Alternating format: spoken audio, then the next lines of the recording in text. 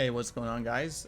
Fizz here. So this video is going to be my day one recap and review of both the build and the league thus far. So I did end up league starting Reap as I said I would, and I ended day one just shy of level 89 after about like 18 hours.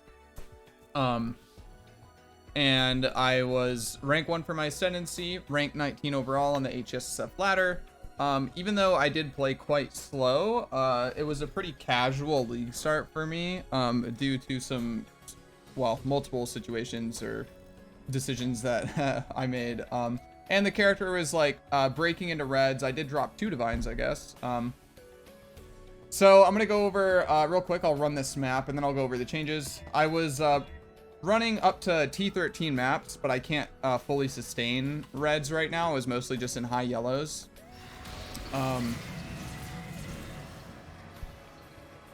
So I'll jump into a map here and I'll try to talk as I play, though I'm usually really bad at this part of the videos, so cut me a break on that. I did also just wake up. So funny story about my league start, right?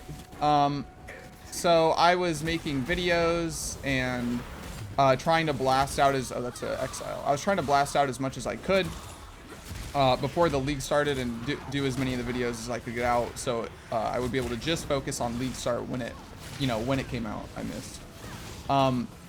However,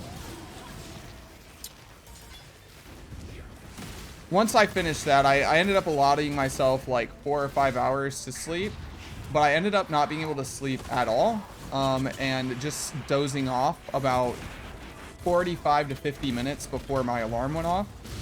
The issue was, the day before, I actually pulled an all-nighter to do videos and make POBs for people. So I effectively pulled 2 all-nighters in a row, considering I streamed for about 20 hours. I will definitely remember to come back and do this after I'm done, because I do not want to do an expedition in the middle of my map showcase. That's a lot of porcupines. So I pulled like an all-nighter, and then slept for 45 minutes, and then was up for another 24 hours. So I usually hibernate pretty hard after my league start. But this one was like next level for me. It's almost a full 24 hours later from the time I've slept. Now I've been up for a few hours now, but I slept for a good like 15-ish hours. So I've been out of commission for a while. It's probably most people's day 3 at this point, but I have not even started my day 2 yet. Anyway, so normally I go a little bit longer on day 1, but I was so exhausted before the league even started yesterday that I leveled so slow. I don't know if I've ever leveled slower on league start or had a more relaxed pace, just because I could not focus. It was like ADD central. All in all, though, I ended up pretty high on the ladder. Rank 1 for Scion is usually like brain dead easy. 19 overall, I think, is mostly just due to the fact that a lot of people are playing trade this league anyway. Like, obviously, like what's considered slow for me is like different than slow for most people. Like, I get that. But I definitely think, like, if a lot of the streamers and racers weren't playing in private leagues or in trade this league, that I would have been ending day 1 around like 50, like maybe 40 instead.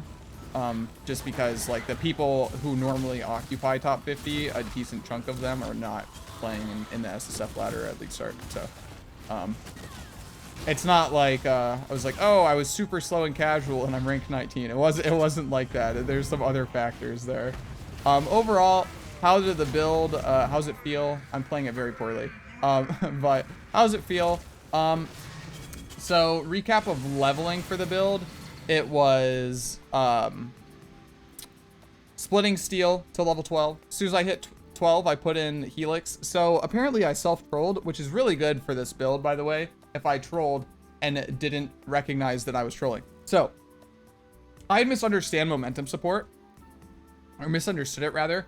And what I had done was throw it in as soon as I could get it, And I was like, this doesn't feel too bad. I don't mind this, but I feel like you have to stand still to capitalize on the stacking buff. This feels bad. So I thought it felt bad, but I like the attack speed and stuff. But I didn't realize that you needed to hit 3 times to get the movement speed buff.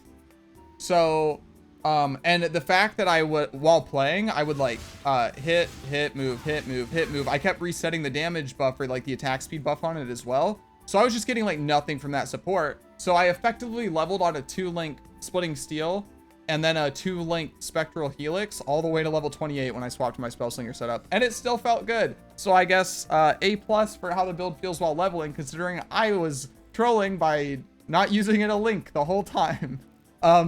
Anyway, yeah, that being said, as soon as I hit level 12, I threw in spectral helix, kept that chance to bleed, and just like I said in the leveling guide, path for veteran soldier, get that dot moldy, get that flat damage, and then so on. As soon as I threw in spellslinger support, swapped over to the Reap and Exsanguinate Spellslinger, first a 3-link, then directly into a 4-link. Felt amazing. You pick up this reservation cluster here, get that mana reservation efficiency mastery, and then you can fit in more stuff, and then you just keep pathing the tree like in the video, and everything was super, super comfy. Had no issues whatsoever. Did a ton of damage. Clear felt great. Feels really fast because you get to utilize shield charge right away, and you capitalize from having full frenzy charges all the time due to using frenzy to proc your Spellslinger setup. Very, very comfortable. After second lab, I swapped into, why don't I have a picture here of the ascendancy I chose? Isn't that, am I crazy, or shouldn't it be like this one? Okay, anyway, as soon as I got second lab and got my Raider Ascendancy, I dropped I dropped Spellslinger and went self-cast. Now, this is a little bit slower. Obviously, the base time to attack, especially with frenzy charges, is way lower than the base time to cast Reap manually because it has a low base cast or cast speed. However, the reason you want to do that is because you are able to drop Spellslinger setups, which allow you to fit in more auras. And the reason that you want to do that is because you can keep your damage auras, but then also fit in determination. And moving into Act 8, especially in hardcore without determination, it would lead to a free trip to standard for some people. And when I say some people, I mean you may just get chunked by something and die. Not like if you're bad, but just like you start to run, the risk starts to run pretty high after that point. So yeah, we swap there. And the way I do my labs while leveling is I will always go all the way up. I will do all the passive points in the act, go all the way up to the Arakali Temple, and as soon as I get that waypoint by Yina, I will go do lab and then kill Arakali and then progress in Act 8. That's how I do it. So, one thing that bears mentioning, everything is more or less exactly as advertised in the POV. The one thing that has changed is the links on Exsanguinate. So I realized, leveling with Exsanguinate, and like I said in the video, I may try putting in the Corrupting Fever as a link instead of Brutality. So this leads to like a 19% just damage loss for your first cast of Exsanguinate. And I am using Unleash also instead of another damage link.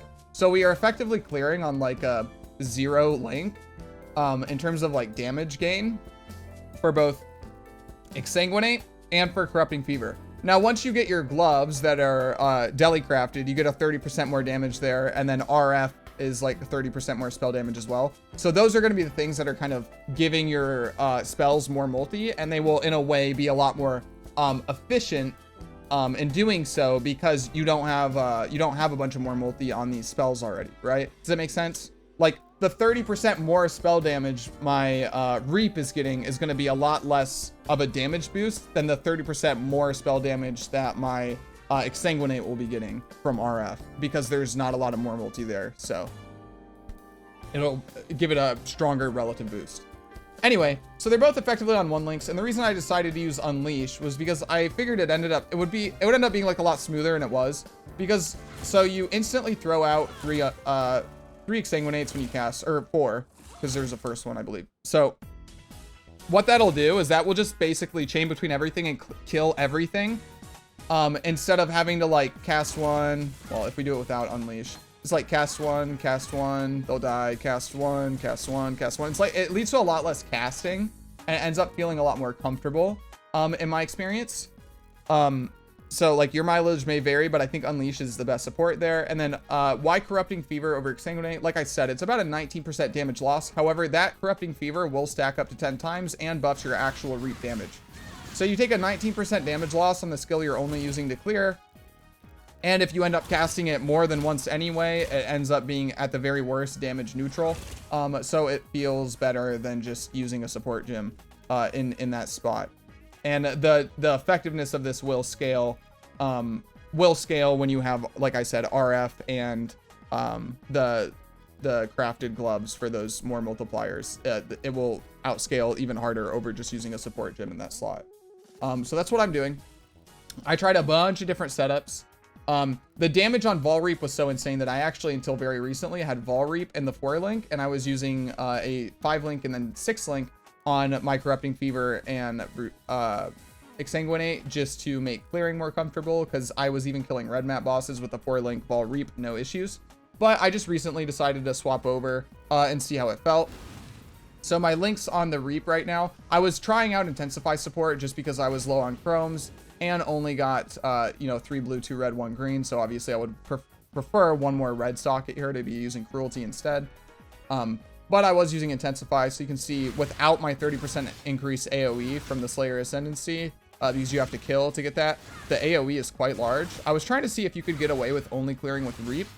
And I think it is possible. Once you kind of got the full setup going. It obviously wouldn't be as fast as Exsanguinate, but there were just some people asking, so I was like, we'll test it and try it out. Why not? Aside from that, I saw a few comments of people asking about like, dude, you have no in. Dude, you have no in. What the hell, man? No in. Well, here's the thing. Early game, you want to get a low level wand. I wasn't even aware of this until day 1, by the way. That they took out the regression vendor recipe, which will let you de-level your character. So this is a little bit harder to do than before, but it's still going to be the most efficient way to do it. So you have 2 options. You can vendor recipe this, which is just 40% gym quality total, along with a wand to a vendor, and it'll give you a +1 Fizz wand. So the gyms that you're selling just need to have the tag physical on it. Like you'll see on Reap, spell, physical, AoE, duration, Vaal, right at the very top there. They just need to have physical in the tag and some amount of quality. And as long as the quality across all the gyms you're vendoring, whether it's 3 gyms or 10 gyms, needs to equal 40%. And as long as it equals at least 40%, you'll get back a +1 Fizz wand. You can do that. Or you can go into Act 1, mule a level 2 character, buy a wand. This was the character I muled Chance to Bleed on, Splitting Steel, so I didn't have to waste currency at League Start, right? So you'll go in here, and you'll look at the item levels, and you'll buy this. She only has item level 5 right now, because I bought the other ones.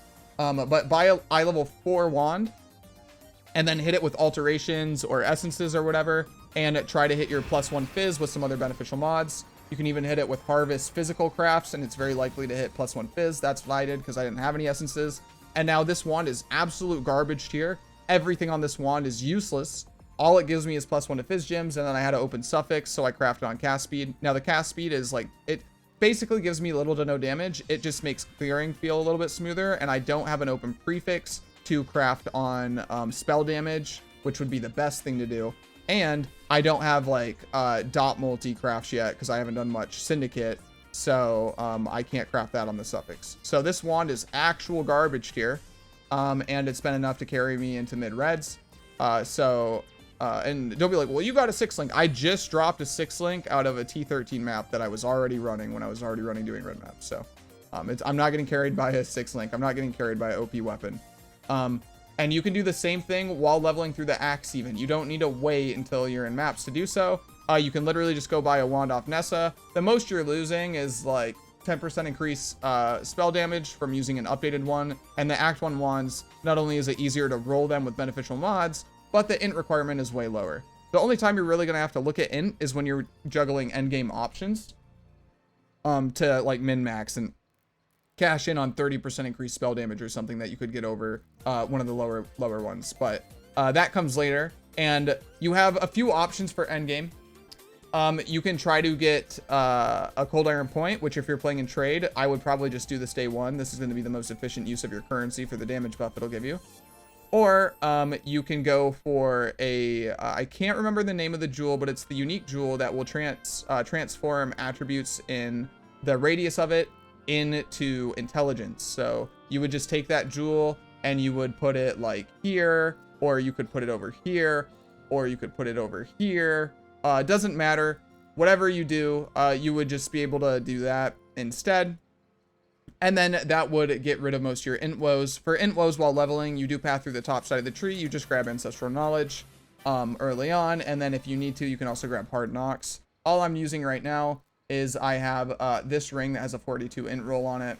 And I believe, yeah, a Lapis Amulet. And I don't need the 14 int there. I'm currently at 166, and the highest I need right now is only like 120 or something. It's the, or 108. It's just the blue support gems that are locking me on my int requirement. And that's it. Now, for even faster clear, one thing that I was debating is right now I'm using skitter bots because I can't fit in my last 50% aura yet because I need the mana reservation like I talked about in the last video. You need mana reservation from either a Loathing Essence on your helmet or chest piece, or your Eldritch implicit on it. And it's really easy to get the mana reservation. It's actually got the highest weighting of all the Eldritch implicits per eater on helmet. It's weighted at like 6,000 something. And a lot of the other ones are like, 2,000, 3,000, 4,000. So there's a lot of mods, but it has the highest weighting. So it shouldn't take you very long to get it. Alas, I do not have it yet. So I'm just running Skitterbots instead because it's a 35% reservation instead of a 50% reservation. So that's why I'm doing that. But I was thinking, like, for map clearing, once you have the damage, you could actually drop Malevolence, because Malevolence is like a 7 or 20% damage boost, right? You can actually drop Malevolence while mapping and use Haste instead. It'll make it feel a lot smoother for mapping, especially since a lot of people seem to be concerned about that lower base cast speed. Now, I can tell you, you don't need this at all, but if you're just mapping and once you have the damage and you don't need the help from Malevolence, it will definitely make mapping faster. Similar to how like with DD builds, you'll use Flesh Offering while mapping and then swap to Bone Offering while bossing. Stuff like that. Malevolence should be overkill while mapping and then just swap to Haste for mapping, and then go back to the damage aura when you actually need that extra damage and skill effect duration on bossing. So there's that, and then I do not have my leech yet. I have hit lightning leech and fire leech multiple times. It's very sad, but I have not hit fizz leech, and I have not gotten any of the alternate methods of leech either yet. Someone did mention there's the Cerberus limb scepter. You could use that. I did forget about the existence of that item. I wasn't really thinking too much about uniques for my day one. But that is something you could do, especially if you're in trade league. It just has spell damage, leeches life, I'm pretty sure. If your shield has more than 30% block, so just get any shield that has more than 30% block. Even if you have to bench craft on block chance, it would probably still be worth it because you get that leech squared away really early on. So other things you can do to boost clear speed. So I POB'd this, and I think you can actually use Obliteration as a weapon swap for clearing. Because you do still, it has a high spell damage implicit, and then you do still benefit from the gain Fizz's extra chaos damage. You do still benefit from that in terms of how much damage it gives you, because you scale a bunch of Fizz damage and spell damage, and about a quarter to a third of your actual single target DPS is on hit damage anyway.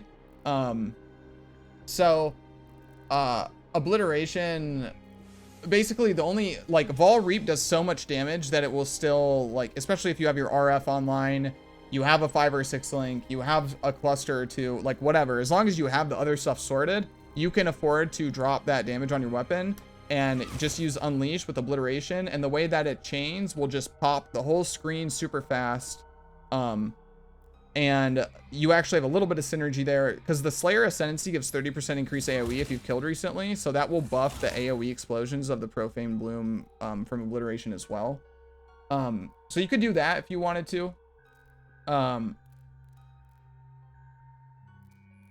You could do that, and it should, like, you still have more than enough DPS, even on just Exsanguinate, to clear comfortably.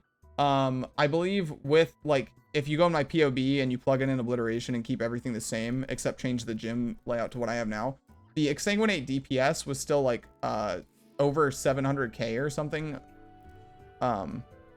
So you would have no issues mapping with it. It would still blow up everything, even for T16 maps. Just like normal T16 maps, like obviously if you're juicing delirium and stuff, it would be higher than this, but like baseline T16 maps, you only need like 200 300k to clear 95 to 98% of the map monsters in like one hit, because like the base HP of monsters is so low. The only time it gets like, the only time you need to care about it is like those those essence monsters, or the boss monsters, or those scary like multi-mod rare monsters that just have like a collection of bad mods, like fizz resistant for this build is annoying.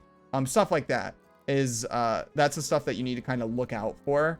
And you have Vaal Reap for that, and Vaal Reap has been insane damage. It just makes everything its bitch, to be honest. Like, it is a very strong.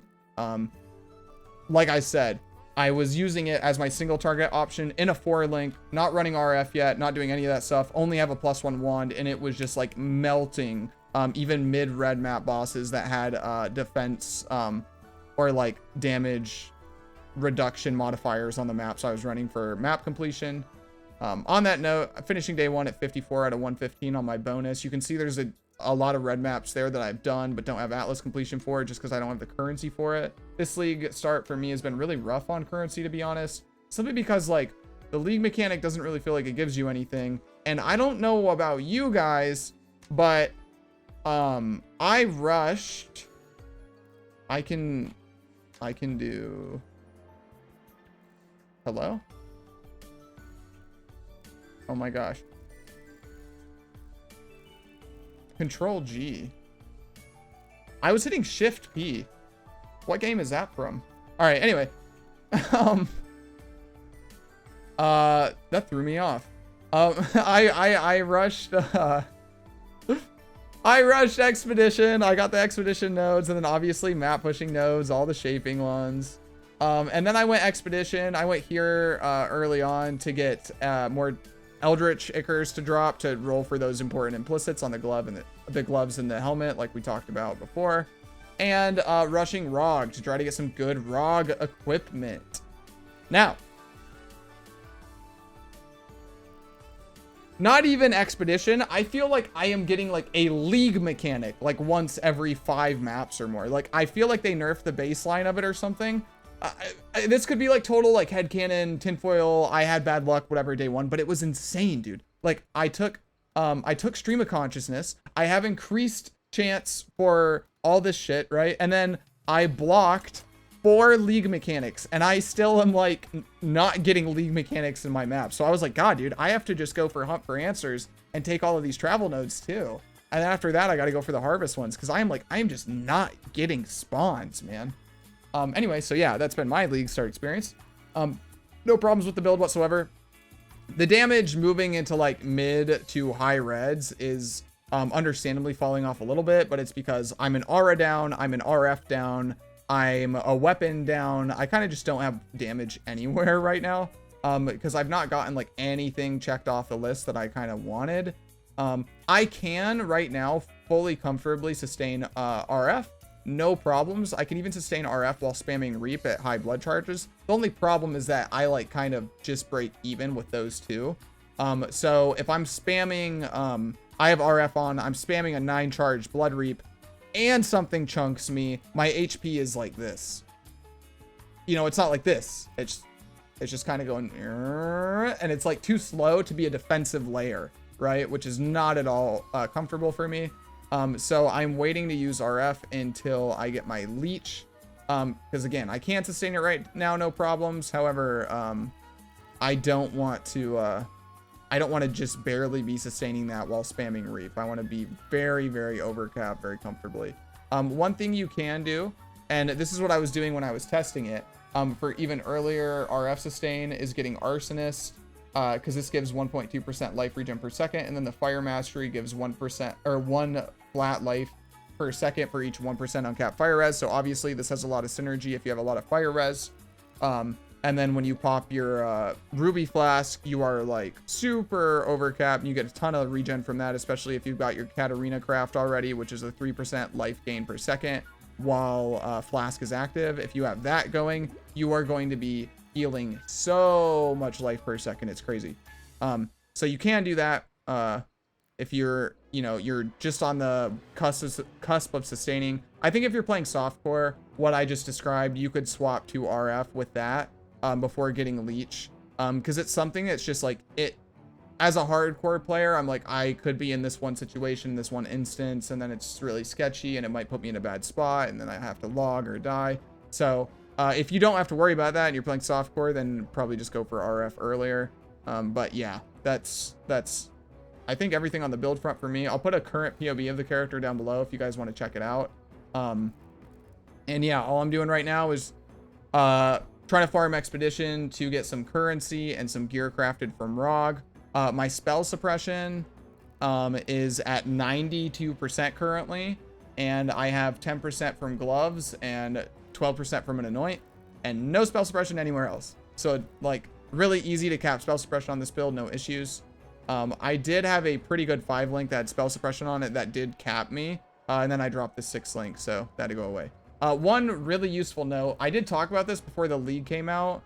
I didn't want to make a video on it or do anything else because I didn't know if it would be right and I didn't want to bait people, but it does work like this really big PSA here that probably warrants its own video. You can bench craft on evasion rating onto a base that does not have evasion rating, and then you can use the evasion mastery for spell suppression. This is huge, you guys. This is really, really big. So what you can do is it actually makes those essences nobody use that give evasion rating. It makes them useful because you can just craft on something that doesn't have evasion anywhere and craft it with those essences, and you give up 1 affix slot to make it. It's basically like you're putting 15% spell suppression on that item, right? It's pretty strong. It allows you to use different bases and still take that mastery and still get that 15% suppression. So definitely abuse that. Definitely abuse that. Aside from that, I will have a current POV of the character down below. Now, for the league overall, what are my impressions of the league itself?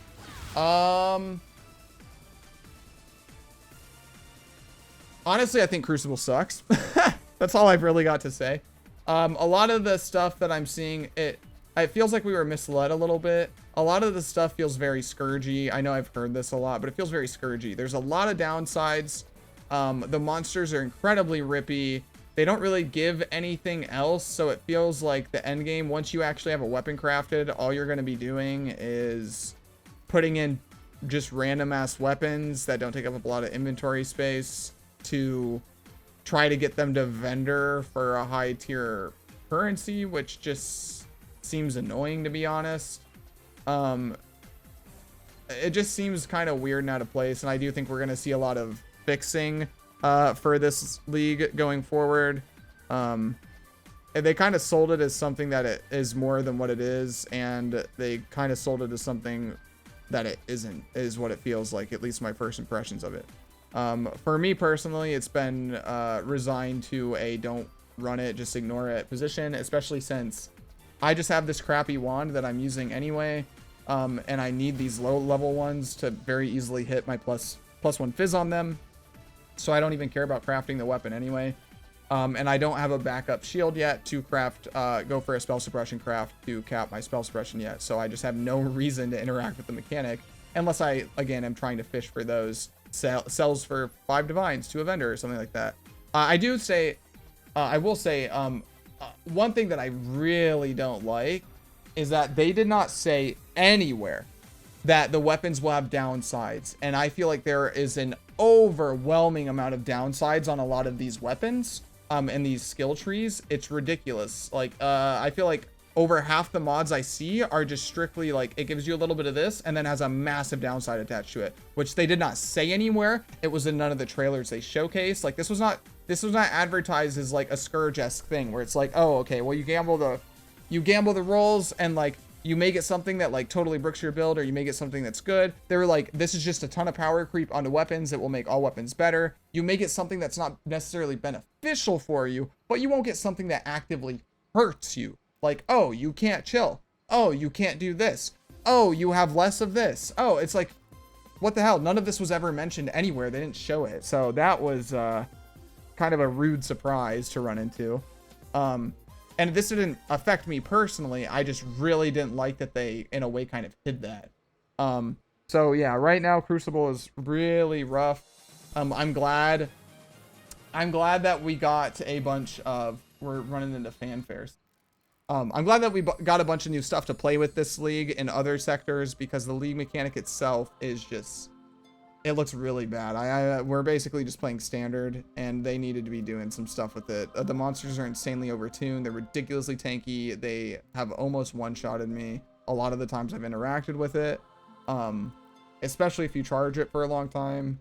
And it's not even really rewarding. It's like, it just feels bad all around. Honestly, it just feels bad. Everything else has been more or less fine though. No real issues with anything else. So I am about to go live on Twitch right after I upload this. If you guys want to see the build in action or come talk to me, feel free to come hang out and say hello. I'll be blasting today. Hopefully finish my Atlas progression today, and you know, get our leech, get RF online, get my last aura in there, and just be blasting away and be a little happy reap boy. So thanks a bunch if you made it this far into the video. Hopefully rip that dude. Rip that dude. I have a lot of ground to make up. I've slipped over 100 spots since I went to bed. Almost 150 spots. But I got some stuff to do, got some gear to craft, got some stuff to grind. Feel free to come over and hang out on Twitch. As always, if you're enjoying the videos, please do subscribe to me here on YouTube. It helps me out a bunch, lets me know that I'm doing good, and it motivates me to continue doing so. Aside from that, there's a little notification bell that will let you know, apparently, supposedly, when I upload new videos. So if you want to be in the notification squad, hit that one. I have a Discord where I offer build help, though I am less active in there during league starts simply because I'm streaming so much. But I try to check it when I can, when I wake up and before I go to bed. And just, you know, my cool community in there, they're really chill. A lot of them are very troll, but cool people in there can also help you out with your build stuff as well. And finally, there's a build compendium in there. There's a decent amount of POBs or videos, or builds that did not get videos, rather. So if you want to go check out some POBs that aren't public on the YouTube yet, you can go check those out in the Discord if you feel so inclined. And finally, I'm on Twitter, so follow me on Twitter if you're there too. Anyway, that's everything. Hope you guys enjoyed the video. Hope you guys had a good day one, and maybe at this point even day 2 of Crucible. And I'll see you guys in the next one. Peace. Take it easy. Stay safe.